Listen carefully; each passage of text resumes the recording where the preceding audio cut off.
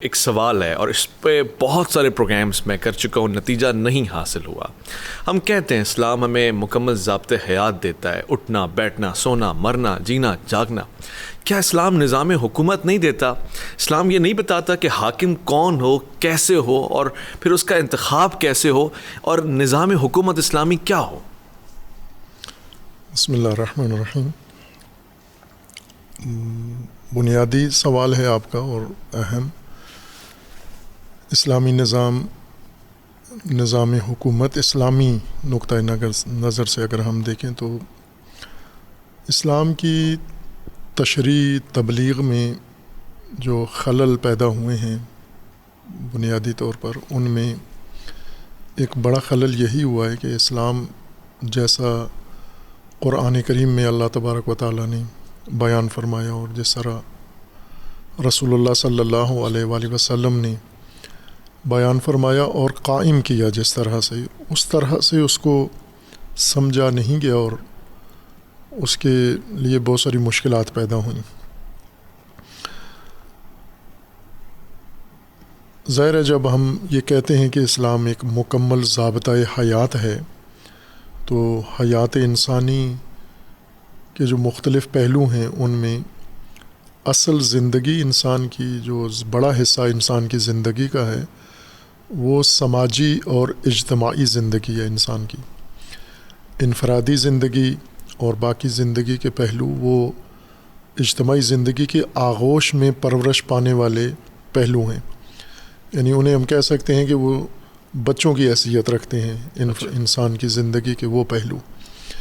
جو اصل زندگی ہے وہ اجتماعی ہے۔ اگر ہم قرآن کریم کی تعلیمات کو دیکھیں تو جتنے خطابات ہیں قرآن کریم کے وہ سارے اجتماعی ہیں، سماجی ہیں، انفرادی خطاب نہیں ہے۔ یا ایھا الذین آمنوا اجتماعی خطاب ہے، اور اسی طرح اس کے مشابہ یا ایھا الناس اجتماعی خطاب ہے، سماجی خطاب ہے یہ۔ اور یہ بات اگر ہم قرآن سے ہٹ کر بھی دیکھیں ہم تو اپنی عقل سے دیکھیں اور اپنا تجربہ و مشاہدہ بھی دیکھیں، مثلا ہم اپنے ملک میں دیکھیں تو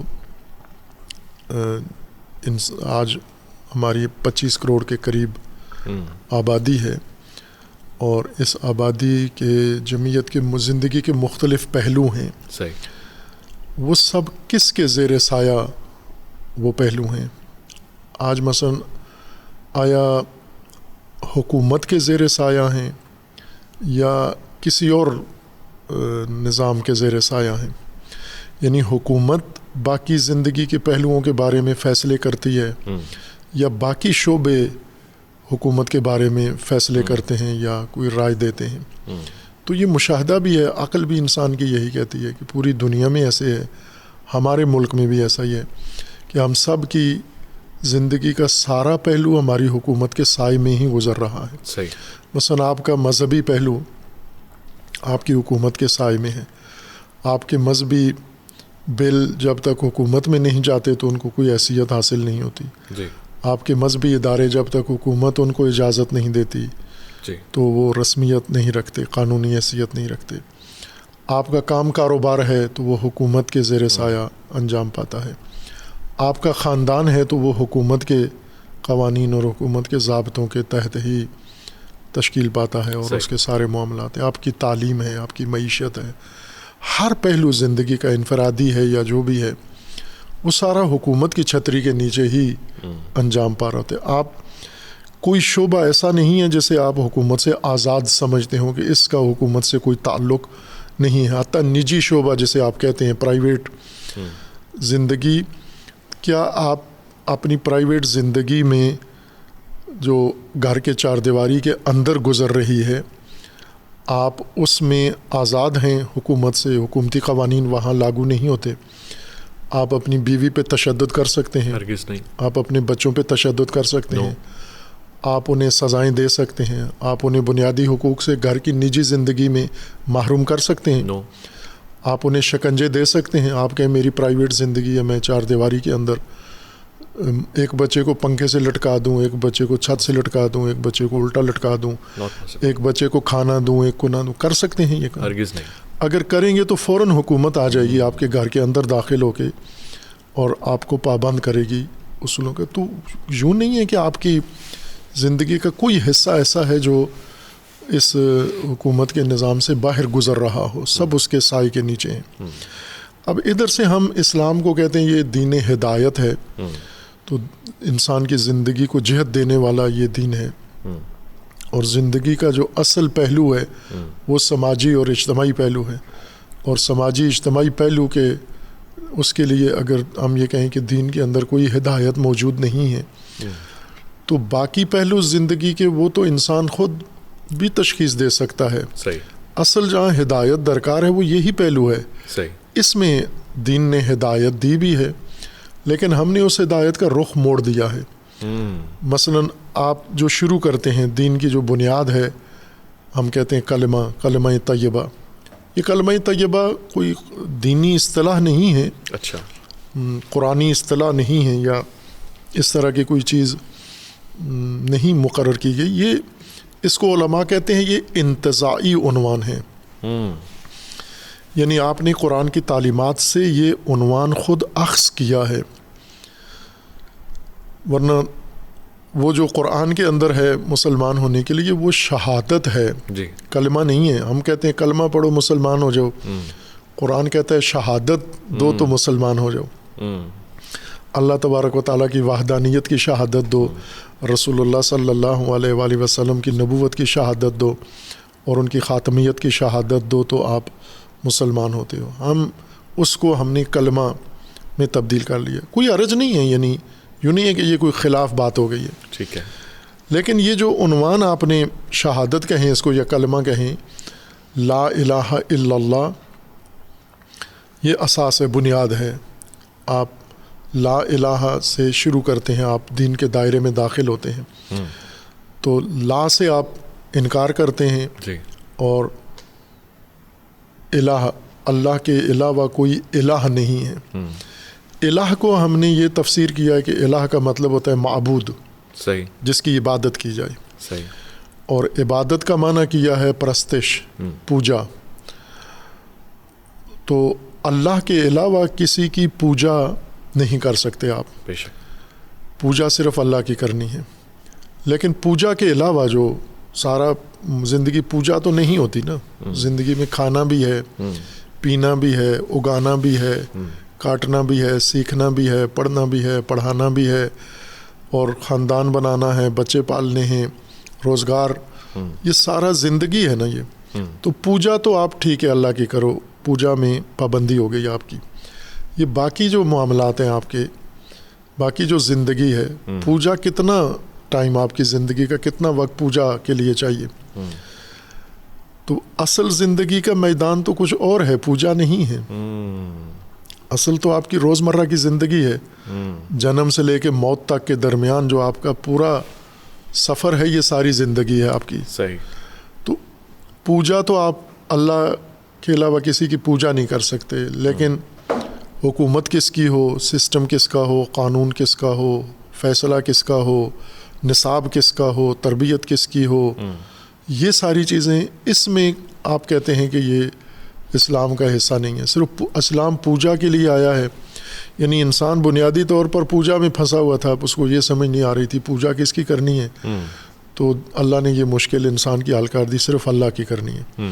لہٰذا آپ پوجا اللہ کی کرو, اطاعت کس کی کرنی ہے, فرمان کس کا چلنا ہے, قانون کس نے بنانا ہے, دستور کس نے دینا ہے, سسٹم کس نے بنانا ہے, منسوب کس نے کرنا ہے, معزول کس نے کرنا ہے, اہداف کس نے مقرر کرنے ہیں, راستے کس نے بنانے ہیں, راستوں کے اصول آداب کس نے آپ کے لیے طے کرنے ہیں. یہ خاموشی ہے اسلام میں. اسلام کی ساری اساسیت آپ کی پوجا میں ہے, کہ اگر پوجا ٹھیک ہو گئی آپ کی باقی کاموں میں فری ہیں, آپ جو مرضی یہ کریں. یہ تشریح کی ہے ہم نے کلمہ کی, یہ تشریح کی ہے ہم نے اسلام کی, اور پھر اسی کے اوپر فرقے بنا کر پوجا کس طرح سے کریں, ہاتھ باندھ کے کریں, ہاتھ کھول کے کریں. ہاتھ باندھنے ہیں تو ناف کے اوپر باندھیں, ناف سے اوپر باندھیں, ناف کے نیچے باندھیں. یہ ان میں پھر آ کے ہم مصروف ہو گئے. جبکہ الہ کا مطلب وہ نہیں ہے جس کی پوجا کی جائے, الہ کا مطلب ہے جس کی اطاعت کی جائے. اچھا. جس کی, اور یعنی ایک عنوان آپ کے لیے جو کلمہ میں ہے یا شہادت میں ہے, لا الہ الا اللہ, دوسری بات جو آپ کے لیے اللہ تبارک و تعالیٰ نے قرآن میں مقرر کی ہے وہ آپ کی عبدیت ہے، آپ عبد ہیں. صحیح. عبد کا مطلب عبادت کرنے والا، پوجا کرنے والا. الہ جس کی پوجا کی جائے اور عبد پوجا کرنے والا. تو بات ہم نے اللہ کو محدود کر دیا پوجا کے اندر. انسان کا فریضہ بھی اللہ کے بارے میں اتنا ہی بنتا ہے کہ پوجا اللہ کی کرے. لیکن عبد کا مطلب تو پجاری نہیں ہے. عبد کا مطلب ہے اطاعت کرنے والا. الہ کا مطلب ہے جس کی اطاعت کی جائے. صحیح. وہ حاکم جس کی اطاعت کی جا رہی ہو یا کی گئی ہو اس کو کہتے ہیں. تو اب جب اطاعت کو اور حاکم کو آپ لے کر آ گئے پوجا میں تو آپ نے دین کا بڑا حصہ دین کے زمرے سے ہی نکال دیا. اور آج یہ صورتحال پیدا ہوئی ہے کہ آپ نے جو سماجی نظام ہے، اجتماعی نظام ہے، معیشتی نظام ہے، آپ کا جو انسان کی زندگی کی بنیادیں ہیں، یہ تو آپ نہ قرآن سے لیتے ہیں، نہ اسلام سے لیتے ہیں، نہ توقع آپ رکھتے ہیں. اسلام کی طرف رجوع کب کرنے ہیں کہ پوجا کیسے کرنی ہے، پوجا کیسے کرنی ہے. لیکن یہ نہیں رجوع کرتے کہ آپ ہم نے زندگی کیسے گزارنی ہے اور زندگی کے جو نظام ہے وہ نظام کیسے ہم نے تشکیل دینے ہیں. اللہ تبارک و تعالیٰ نے جو دین اتارا وہ تو احکام سے پہلے نظام اللہ تبارک و تعالیٰ نے مقرر کیے ہیں اور ان نظاموں کو اللہ تبارک و تعالیٰ نے تبلیغ کروائی ہے، تفہیم کروائی ہے، تعلیم دلوائی ہے انبیاء کرام کے ذریعے. اور اس نظام میں اب مختلف نوعیت کے انسان کی زندگی کے تقاضوں کے مطابق وہ نظام ہے اللہ کے. لیکن ایک نظام جو سب پر حاوی ہے، جس کے اندر سارے نظام گزرنے ہیں، وہ حکومت ہے، حاکمیت ہے. صحیح. اسی لیے الہ حاکم ہے جس کی اطاعت کی جائے گی، اور وہ حاکم وہ الہ ہے جس کے نیچے سارے نظام الوہیت کا حصہ ہیں. باقی صحیح. مثلا ربوبیت ہے، وہ الوہیت کے تحت ایک نظام ہے اللہ تبارک و تعالیٰ کا.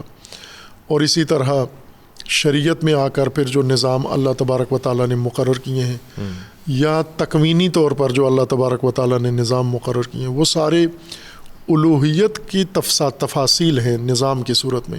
صحیح. ہم نے دین کو احکام میں منحصر کر دیا ہے. وہ احکام بھی سارے جو عبادت سے متعلق ہیں، عبادت کا ترجمہ بھی ہم نے پوجا کیا ہے. پوجا کیا. تو دین کو گویا ہم نے بہت بڑا نقشہ تھا. جیسے عموماً ہم اپنے روزمرہ محاوروں میں کہتے ہیں نا، کوئی چیز کسی کو پسند نہیں آتی. مثلا جیسے ہمارے فوجی افیسر ہوتے ہیں، یہ جب آتے ہیں بریفنگ لینے سویلین اداروں کے اندر، تو وہ سیکرٹری بیٹھے ہوئے نا ان کو نقشے کھول کے بتانا شروع کرتے ہیں. تو یہ گمنڈی ہوتا ہے یہ افسر، تو یہ اس کو کہتا ہے اس کو لپیٹ، اس کو وہ کر، اس کو پھینک ادھر نا. یہ ایک عام محاورے میں ہم یہ لفظ استعمال کرتے ہیں کہ اس کو لپیٹ، اس کو فلاں بنا اور اس کو ادھر پھینک دو. ہم نے اس طرح کیا کہ وہ بڑا نقشہ جو اللہ تبارک و تعالیٰ نے انسان کی زندگی کا بنایا تھا، اور اس نقشے کے لیے جو شریعت کا، نظام کا، دین کا نقشہ بنایا تھا، ہم نے کہا اس کو لپیٹو، سارے کو لپیٹ کے اس کو فقط عبادت میں منحصر کرو. عبادت میں منحصر کر کے باقی زندگی سپرد کر دو غیر الہی، اللہ کے علاوہ باقی، جن کو قرآن طاغوت کا عنوان دیتا ہے.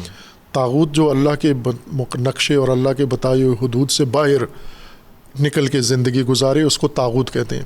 جیسے فاسق عربی زبان میں اسے کہتے ہیں جو اللہ کی مقرر کردہ حدود سے باہر نکل کے دین سے باہر زندگی گزار رہا ہو، اس کو فاسق کہتے ہیں. مومن کی اصطلاح ہے جو دین کی حدود کے اندر زندگی گزار رہا ہو. اب یہ ہم نے یہ کیا ہے کہ جتنی بھی وہ وسعت تھی دین کے اندر، اس کو ہم نے محدود کیا ہے. اس کو محدود کر کے سمیٹ کے اس کو ایک عمل کے اندر، عبادت کے اندر منحصر کر کے اس کو دین کہہ دیا ہے، مختص کر دیا. باقی ساری انسانی زندگی ہم نے دین سے باہر نکال کے ٹھیک ہے انسان کے اپنے سپرد کر دیے کہ آپ خود اس کے لیے سوچو، اور خود سوچا ہے.